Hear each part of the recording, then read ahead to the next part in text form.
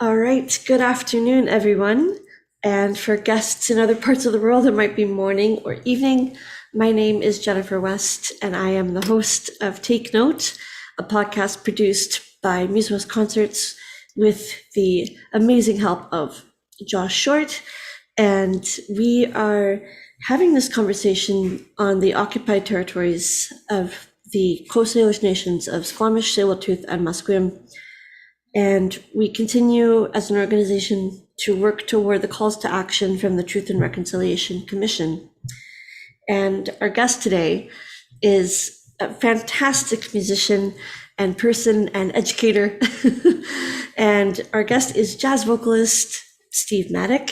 And Steve is the band leader for a concert we have coming up on Friday, April 8th at 7:30. And Steve's going to be taking us to Paris for a Canadian in Paris. Steve, how are you doing today? I'm doing well, Jennifer. How are you? I'm very good. I'm glad I was able to get some outdoor activities before this weekend's torrential downpour. But other than that, doing great. Yeah, me too. Are you excited to play with these wonderful bandmates on Friday? I sure am. Well, for several reasons. This band includes a few members that I have known for over 30 years. Bruno Hubert, the pianist, Andre Lachance, the bassist, and myself, we all moved to Vancouver. They came from Quebec, I came from Southern Ontario, and we moved out here the same year. We moved out here in the fall of 1990 because we had all heard about this little college in this place called North Vancouver. I didn't even know there was a North Vancouver, called Capilano College, and we were all students in the, it wasn't even called a jazz program back then, it was called a commercial music program. But that's when we met in the fall of 1990 and started playing music together, the three of us. So that's very exciting. And then what makes it even more exciting is playing with guitarist Julian. Now, is it Jamie? Is that how you pronounce his last name? Julian Jaime. Jaime. I'm going to have to practice that. I'll practice that all week. Julian Jaime. I've never played with Julian. I've played with Todd Stewart, our drummer. I've played with him once, but it was just a one-off, just one gig. So this will be nice, and so it'll be a kind of a combination of some new players and some old friends that I've known for decades. And we thought that because it's Gershwin, we should have a clarinet in the band. Absolutely, yeah. And there's no better than James Standifer. Now, James, I have worked with quite a bit over the last few years. He and I also work together. We teach at a summer jazz workshop that's run by the Vancouver Symphony Orchestra School of Music. And so James and I got to know each other quite well as faculty members for that jazz camp. So yeah, you've and I'd love to take credit for this band, but I really can't, Jennifer. This band is a band that you put together. So bravo and well done. Thank you. And it's very interesting because I've been talking to people about how this goes in jazz, because our experience in presenting jazz has been hiring pre-made groups, namely triology. Yeah.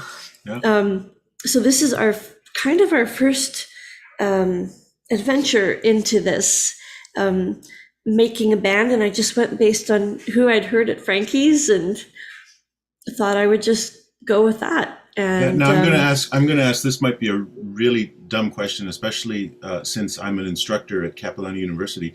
Has Julian? Did he come through the program at Cap? I believe he did a bit, but he did most of his work at McGill and Berkeley. Oh, okay. That's why I didn't recognize him as he was not a familiar face when I saw him. Okay. Yeah, and it's a pretty big program. You might not get a chance to work with all the students. Well, I mean, that's the thing. I mean, I teach in the vocal department, obviously, and so a lot of the instrumental students, I see them, in passing, but I don't really have an opportunity to work with them, and so I don't really get to know them by name. I just kind of go, hey, I recognize you. You and I, we passed each other in the hallway a couple times last week. Yeah. That's right. That's true. So American in Paris is one of my favorite movies, and when I think of Paris, I think of springtime, because my three experiences of being in Paris have all been in the spring. Oh, okay. So I know what it's like when it could be warm or a rainy yeah, gray yeah, day yeah, that you yeah. spend in the museums. Tell me what's special about the movie and what's special about the choreography, because you've done some musical theater too. Yeah. No, it's funny. As soon as you said springtime in Paris, and I know this is not a George Gershwin tune, but it made me think of April in Paris, chestnuts in blossom. Anyways, yeah.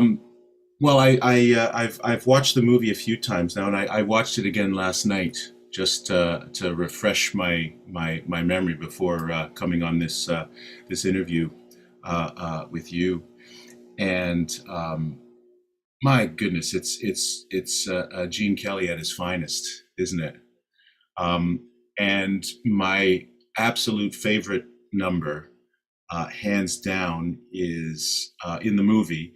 How they use "I Got Rhythm" and that sequence that he plays with the kids. He's got that I love it. the group of kids, and it's just so heartwarming and just so wonderful. And then he's teaching them how to do the time step, and then he's teaching them how to do the shim sham, and makes me wish I could dance. You're correct. I have done a lot of musical theater over the years. I'm usually cast as the kind of romantic lead type role, and so I don't do a lot of dancing. I just have to make sure that I hit my mark on the stage, and then the dancers can do what they do, and I just have to make sure I'm not in the way. As performers, we often have to get out of our own way on stage, don't we? And just Absolutely. be there and enjoy the moment, for sure. Yeah. Now, I wanted to ask you a question. Was it the movie that prompted you to want to produce this show, or was it, because correct me if I'm wrong, American in Paris, before it was a movie, it was an orchestral work by Gershwin in the late 20s, early 30s? It was. So it's an overture. Yeah. So there's the overture. He also includes the three very famous preludes for solo piano, which those are remarkable works.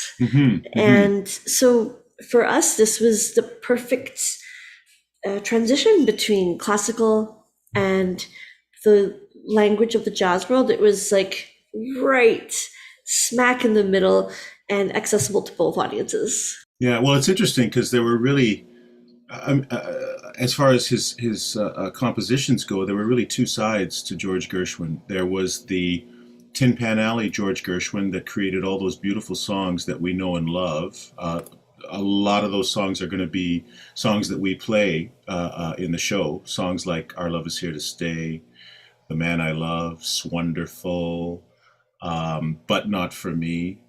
But then there's the orchestral George Gershwin. And so you have the Piano Concerto in F, and you have Rhapsody in Blue. American in Paris was another work of his, and you could probably also put Porgy and Bess kind of into that category, writing a complete opera. And so there's really kind of, there are two George Gershwins, aren't there? There's the popular songwriter, and then the orchestral composer. And to show that skill is just remarkable in both. And Rhapsody in Blue and the Concerto in F major for piano and orchestra, those are very frequently programmed by symphonies. Yeah. And they're big hits because the language of the music is super accessible. And he, because I mean, I was doing just a little bit of biographical research. I mean, he grew up. He was a kid in New York City. He was he born in 1898 or 1899, right before the turn of the century? And to so Russian Jewish immigrant parents. That's right. And so his youth would have been spent at the exact same time that jazz was, becoming a thing in the United States, traveling up from, states like Louisiana, but then into places like Chicago, Kansas City, and then eventually New York. And so I read stories about young George Gershwin sitting out in front of the Cotton Club by an open window, listening to the music that was being played, and that music really affected him, his musical sensibilities. Definitely affected those wonderful 32 bar songs that he constructed. But then you also listen to Rhapsody in Blue, and you can hear jazz through and through. I mean, just the jazz influence, both rhythmically and harmonically. It's very interesting. I'm sure I'm not telling you anything you don't already know. This is wonderful reminders for our audience about the soundscape that we're kind of walking into on Friday, and I hope that James sneaks in a few of those amazing clarinet licks from Rhapsody in Blue in those tunes. There's a few spots to kind of sneak those in. Yeah, for sure. So you have experience in a lot of different genres of music. Before we hit record or hit live on this interview for our public to watch, we were talking about the fact that you are going to be, the next night, you're singing with Musica Intima, a 12-person, unconducted, very classical chamber choir. Yes. And you were recently involved with the Arado Ensemble for the Philip Glass pieces. That was fascinating. That was very interesting. I'll be honest with you, that concert that I just did with Arado, and the work in question was a piece called The Book of Longing. Philip Glass with poetry by Leonard Cohen. That kind of changed my opinion of Philip Glass. I'll be honest with you, I've never been a huge Philip Glass fan, and I think it's just a matter of not hearing the right stuff. And this are you familiar with the work? Are you familiar with the Book of Longing? I'm not too familiar, but pretty familiar with Glass's style. It has all the elements of kind of that whole kind of minimalism type composing that Glass is associated with. But in amongst that minimalism and repetition, there are some beautiful melodies that he has written and some beautiful, stunningly beautiful harmonies. And so it really kind of opened both my eyes and ears to just how good Philip Glass is as a composer, as a writer of melody. Just we did that concert last weekend, and then we're doing the American in Paris show on Friday, and then, as you said, the night after, I'm involved in a show with my vocal ensemble that I've been a member of off and on for more than 20 years, called Musica Intima, and I really enjoy the eclecticism of what I do. I enjoy being a jack of all trades kind of performer.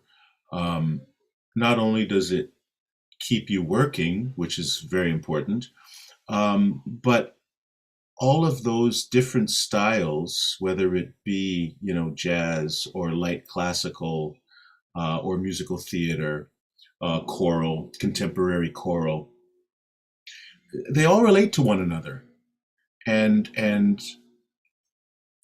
you don't have to completely change your it's all music. It's all music. I love being able to experience many different styles, many different genres. I think it just makes me a better performer, better musician. Definitely makes me a better teacher, makes me a better educator. The fact that I'm exposing myself to, lots of different styles and genres. And, good music is good music. And that's very true. Doesn't matter what style you call it. If it's good music, mm-hmm. I want to be a part of it. Yeah. Well, and we're going to give a shout out to the Musica Intima show. And it is Saturday, April 9th at 7:30 p.m. at Christchurch Cathedral. So they're one of our favorite choirs, along with Vancouver Chamber Choir. We have two extraordinary chamber choirs in this city that are international quality. Well, and not only that, we have a handful of fabulous choirs in this town. I mean, we're so lucky. Vancouver cantata singers, Vancouver Bach choir, a Vancouver youth choir. I mean, the list goes on and on. We're very fortunate in this town. We are. So Steve, we're going to talk about a topic that's a little more hot button. We're going to talk about jazz as Black American music.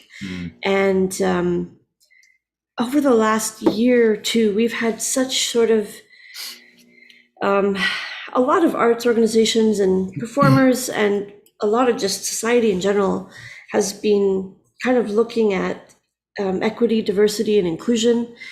And it just seemed so important that like the roots of jazz, that we understand where those come from. How has your relationship with jazz been in that regard, like as a quote unquote guest to this tradition of Black American music? Certainly the band that we have on Friday is such wonderful ambassadors of this music.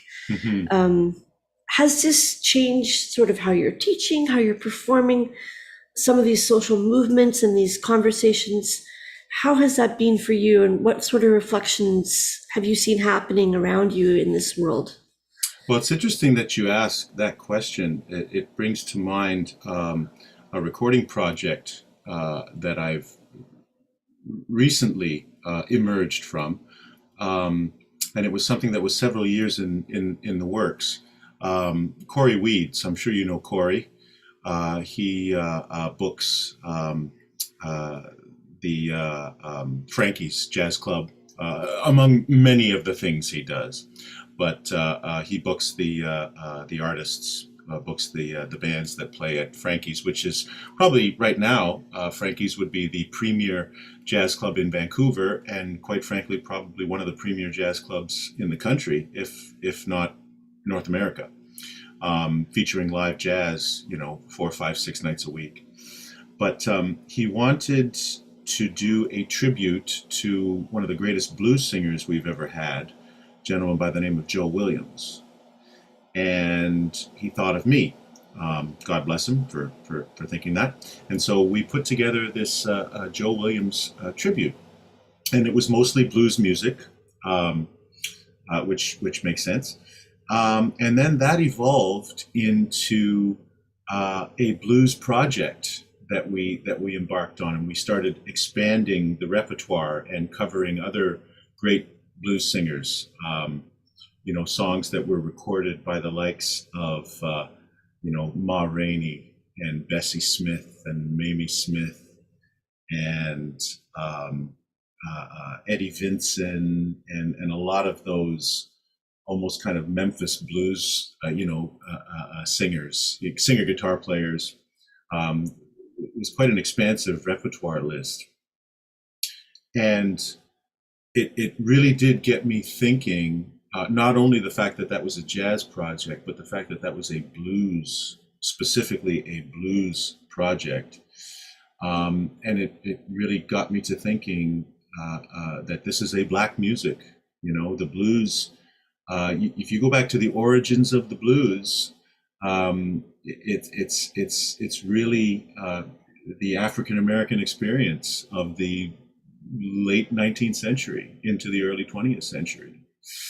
And so I was very, when we were putting together the liner notes for this recording, which is called The Blues Project. When is that coming out, by the way? Oh, that came out, we released it back in late August. And so it's out there. It's in the universe now. So you can get it. You can go to cellarmusic.com to purchase it. It's also, we're on Spotify, we're on Apple Music. Anywhere you go to consume music, I think you're going to be able to find this record. Again, just called the Blues Project. But when I was putting together the liner notes, it's like, okay, here we are. We're six white men, and we're recording this Black music, which, back in the days of what what you might call the quote unquote urban blues, most of the singers were actually African American women. And so not only did we have race to consider, but we also had gender to consider. And so I actually included this on the liner notes, something to the effect of explaining kind of where this music comes from, how it is kind of an expression of the African American experience, and how this music was made popular by the likes of Ma Rainey and Bessie Smith and these great female African American vocalists. And so then I posed the question on the liner notes. I said, so why, more than 100 years later, are 6 white men recording a blues album? And I think the answer is simple and short. I think it's our way of paying tribute to the people that created this music that we love so much. And I don't think we need to apologize for that, but I think it's something that we need to acknowledge, that yes, this is an African American music, and that's not up for debate. Yeah. And I think it's like you said before, good music is good music. Good music is good music, absolutely. Yeah. And if people come to the recording session or they come to the performance honoring that music with their best musical intentions and their best technique, and being ready to share that love with the audience, that is honoring the heritage of that music. Yeah, absolutely. And I'm sure the exact same thoughts occupied someone like George Gershwin as he was, as he was writing these songs, and as he was continuing to, develop his compositional style. Because again, everything I've heard that this man has written, whether it be the popular songs or the orchestral pieces, it's all laced with jazz. I mean, I hear it, and I hear jazz harmony, I hear jazz melodies, I hear blue notes, which was again a big part of the African American tradition, the blue third, or the flat fives, and Gershwin was using all that stuff. And here's the son of Russian Jewish immigrants. Yeah. So yeah, good music is good music, isn't it? It's very true. You mentioned Tin Pan Alley, and the writer for our podcast today is Isabel Leong, and she's included a question here. Who are some of your favorite Tin Pan Alley composers? I love this question because I don't even know what Tin Pan Alley is. So I'm looking forward to hearing, what is Tin Pan Alley? Who are the composers from that Tin Pan Alley? Yeah, well, a Tin Pan Alley, it's not necessarily a place. It's more of good to know. It's more of a point in time. And so again, in the early 20th century, I would say the early 1900s, you had these songwriting teams, songwriting duos, and they would write these popular songs for Broadway musicals or off-Broadway musicals, like the Ziegfeld Follies, who had a whole string of different shows, usually happening, simultaneously. And so the Gershwins were obviously one of the popular Tin Pan Alley duos, George and his brother Ira. But then you had Richard Rodgers and Lorenz Hart. Before Rodgers teamed up with Oscar Hammerstein, you had Rodgers and Hart. You had Lerner and Lowe. You had Cole Porter. And Cole Porter usually worked by himself, so he would usually write both the music and the lyrics. Who had some of those other great songwriting teams? Arthur Schwartz and Howard Dietz. They wrote songs like "Alone Together, Above the Crowd, Beyond the World. We're not too proud." Beautiful song. And it just so happens that, and I don't know if this is coincidence or what, but a lot of these songwriting teams were Jewish, and I don't know what that says. I have no idea, but It's true. I yeah, could tell by some of like the surnames that, yeah, that's right, that's right. But very. yeah, so it was quite a thing to create these. A lot of times these songs would be they would fit this construction of 32 bars, so it'd be kind of like an A song, and it became quite a convention at the time. And a lot of times, and I have a theory that this was a way to try to legitimize what they were doing, because I have read that at that time the musical establishment, that was very much a classical musical establishment, kind of looked down on these popular songwriters and the popular songs that they were writing as not being high art. Let's put it We're that very way. snobby. We are We're, very there snobby. you go. There you go. And so a lot of the songs, I would say most of the songs written by the Gershwins, most of the songs written by the likes of Cole Porter, or Rodgers and Hart, Lerner and Lowe, they have what's called a verse.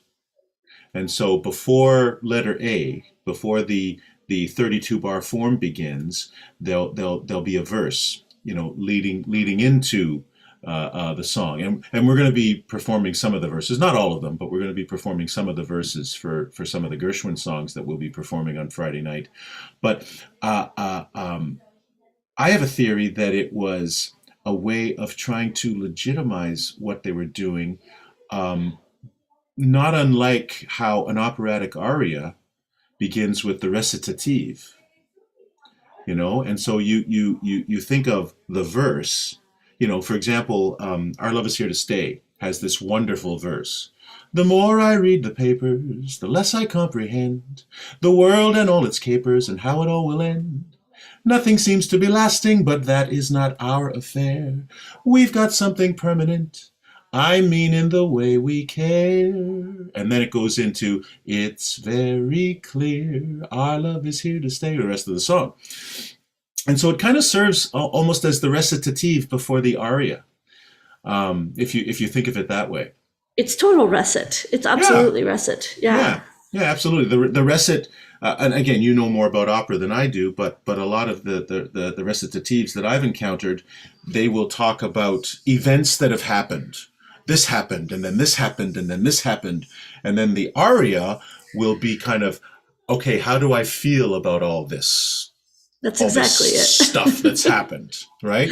And it's kind of the same thing. It's kind of the same thing with these Tin Pan Alley songs. The verse is kind of, okay, so I met you and you met me and we did this and blah, blah, blah, blah, blah, blah, blah. And then when letter A comes and the song starts, then it's more about, I love the look of you, the lure of you, the sweet of you, the pure of you, talking about how I feel about all these things that have happened. Yeah, it's kind of interesting. It's an interesting kind of to be able to, to draw a parallel between the two.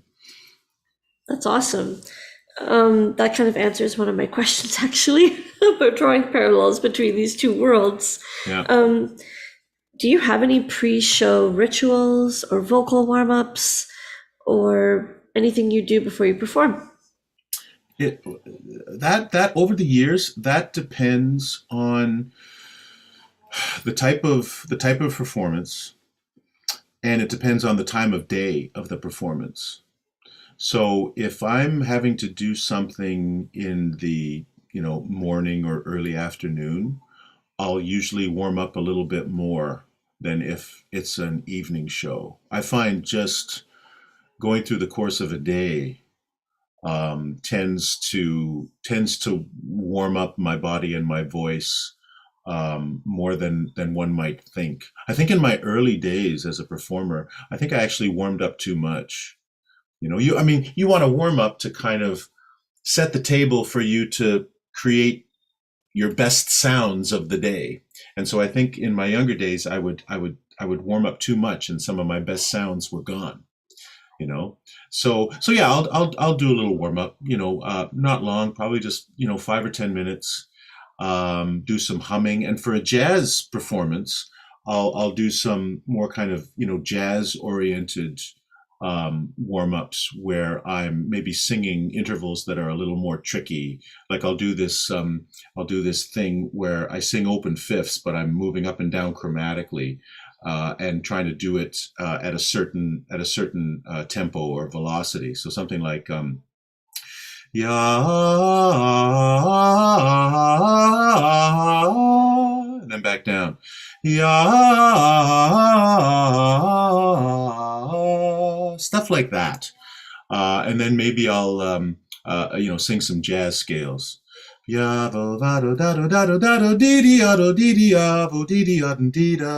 is the diminished scale, which is a big jazz scale, just to kind of get not only the voice but just the brain and the ears firing on all cylinders as well. But in my experience as a performer, I want to make sure not to warm up too much, because I want to create a situation where I have not yet made my best sounds, and they're about to happen.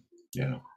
Yeah, you have to prepare yourself for the best sounds, but not produce them just yet. Yeah, and for this show on Friday, we're having a rehearsal / sound check the day of the concert. So in the late afternoon before the concert, we're having a rehearsal, and so that'll be a good warm up.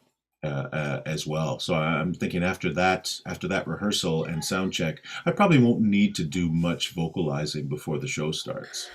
For sure. So speaking of, we talked about who's in the band before, and we'll get back to that.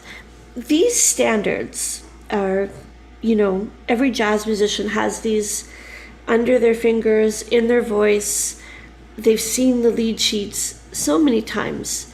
So, and I guess in classical, I could compare it to hearing certain Beethoven sonatas many times. Mm-hmm, mm-hmm. How do you make this repertoire fresh? Because you made a comment that you haven't heard a Gershwin tune you didn't love. It's true. You've sang them a lot.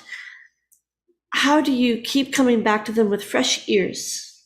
Well, that's as a jazzer, as a jazz artist. I think probably the defining element of jazz. I mean, you could say yes, it's rhythmic syncopation, or you could say yes, it's improvisation, which it absolutely is. I think probably the best definition I've heard for jazz is that jazz is change. Kind of like life. Life is change. We are constantly evolving. Things are constantly changing. Things don't happen the way we expect them to a lot of the time. And so I think in the spirit of what makes jazz so unique and so pleasurable for me, we're always looking for new and fresh ways to interpret these standard compositions, these standard songs. And so I think every individual musician has something unique and fresh to bring. And so I think we've got several things working in our favor for this concert. A, all of the players are great players. That's the first part. B, I don't know that all of these players have ever played together in the same ensemble. I'm going to guess probably not. For sure not. And so that's going to create an element of freshness to what we do. And I am making sure as I prepare the scores, as I prepare the charts for this performance, I'm making sure not to over arrange things. I want to be able to leave enough space for the individual players to decide in the moment what they want to do and how they want to do it. It'll be interesting. It's always interesting when you have both guitar and piano, because both instruments usually will provide the same function to a rhythm section.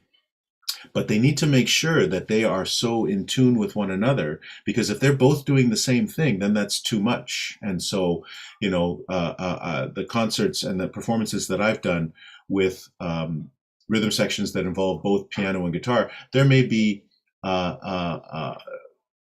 entire tunes where one of those instruments might literally not play, and they're not choosing not to play because they're not interested. They're choosing not to play because this texture doesn't need me right now, and it's that kind of nonverbal communication between the participants as well. So I trust these players enough not to have to overmanage things. I want to be able to let things happen organically, within reason, of course. I mean, there needs to be a template. There needs to be a point of departure.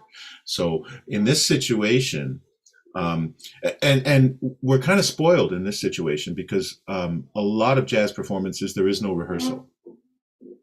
In fact, I would say most jazz performances, there's not a rehearsal. And so that's why you need to be able to enter into that performance situation, and every individual member of the ensemble needs to have done their homework, and the charts, which that's on me to prepare the charts have to be impeccable. They have to look beautiful, they have to be good looking, and they have to be completely functional. And so that's why I'm most of the charts are done. I still have one more that I need to do. Most of the charts are done, but now I'm going to spend the next, 3-4 days fine tuning and editing and re-editing and checking and rechecking, making sure that every note, every chord symbol is exactly what it needs to be. And the layout needs to be clean. It needs to look good.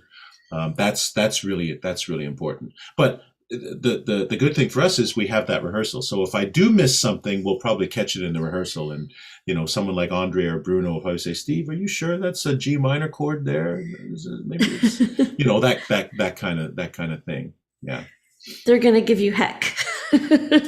Hopefully in a nice way. In a nice way. Yeah.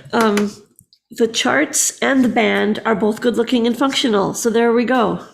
Yeah, no, right? Absolutely. And that's what I love about what I do in jazz is it's you're venturing into the unknown. I mean, not to say that you're not doing that in a classical or a musical theater performance, because you are.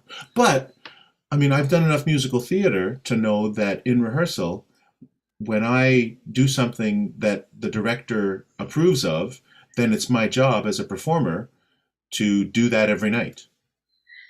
And there's a click track for the conductor, and it's absolutely. Whereas in the jazz idiom, that's not the case. It's like, okay, we did that, and that was great. Okay, let's find something else. Yeah. What else can we do? What else can we do with this well-known song?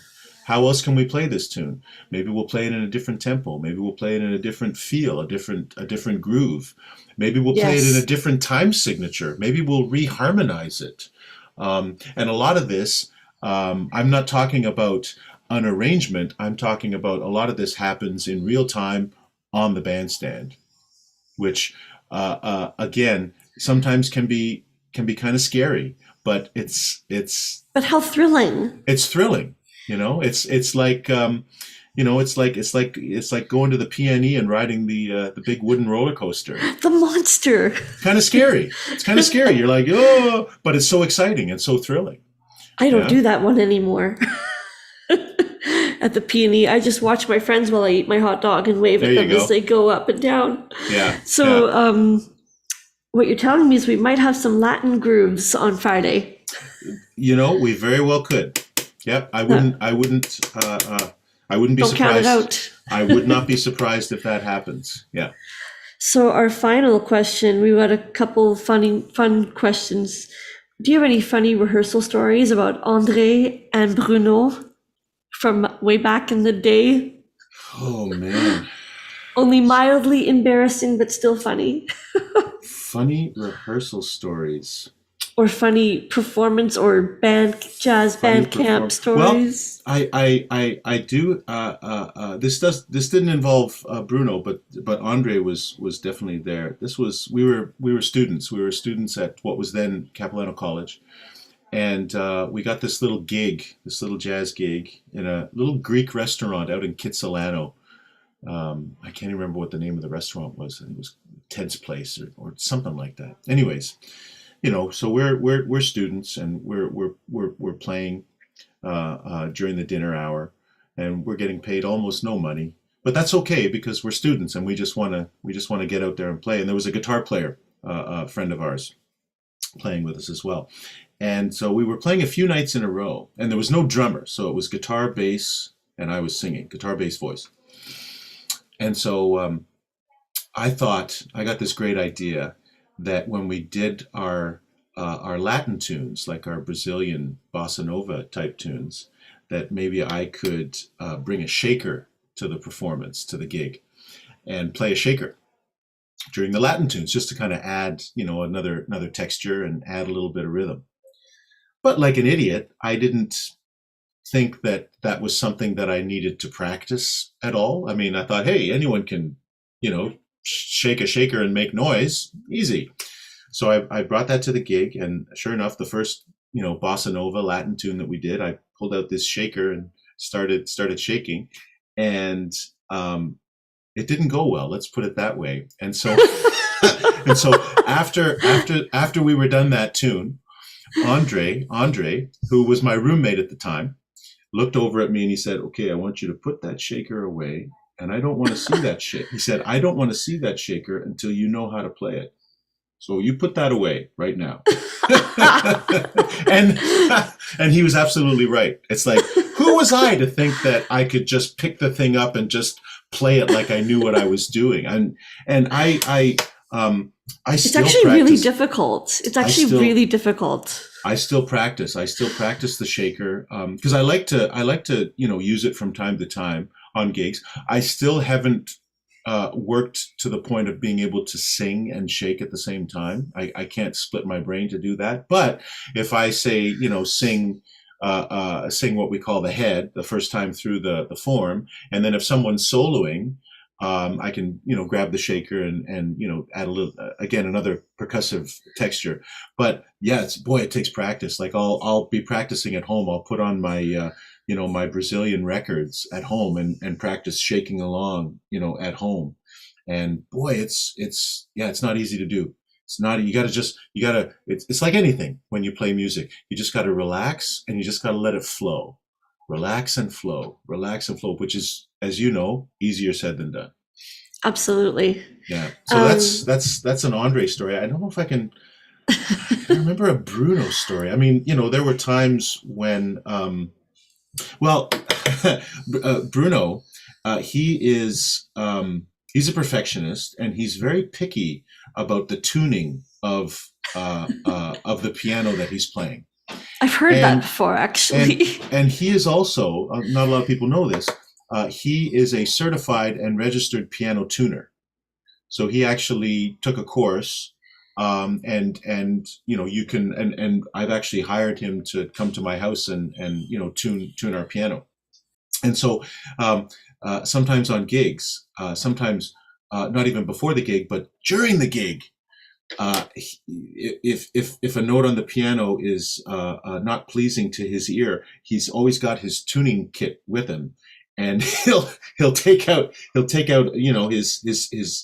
I don't know what you call it, his tuning wrench or whatever it is, and he'll be playing the piano while tuning it in the middle of a show. He's done that. And he's gotten in trouble a few times for tuning pianos in different establishments, and the owners are like, "What are you doing tuning our piano? You're not a piano tuner." And he's kind of like, "Actually, I am a piano tuner, but." so hopefully, hopefully the piano at Dunbar is in good shape. Well, we have got that covered, which is a Good. perfect segue to the sponsors of our podcast. Nice. Thank you to Tom Lee Music for sponsoring the equipment that we use for our podcast. Thank you to Tom Lee Music for sponsoring the tuning for the piano. And thank you to Steve for being such a generous and gracious guest. And thank you for the compliment about picking the band. We'll call it Beginner's Luck, and I will never do this again. Beginner's Luck. That's one of the tunes we're going to be singing. We're going to be singing a song called "I've Got Beginner's Luck," which was not in the movie, but I think it was in the Broadway revival of American in Paris. Yeah. Wonderful. Yeah. Everybody, please be reminded that our concert is at Dunbar Heights Baptist Church, and that is on West 17th Avenue and Crown. It's Friday at 7:30 p.m., Friday, April 8th. There will be no recording of the concert. There will be no video. So you have to show up in your person to hear the music. Imagine that, Steve. I love it. I love it too. And I would like to thank Mr. Josh Short, who is standing across from me, monitoring all things levels and microphones and sound, because Lord knows I cannot do that on my own. So thanks so much, Steve. We look forward to hearing the Steve Maddock Sextet on Friday, April 8th. Thanks again, everybody. Great. Thank you, Jennifer. And thank you, Josh. Thank you.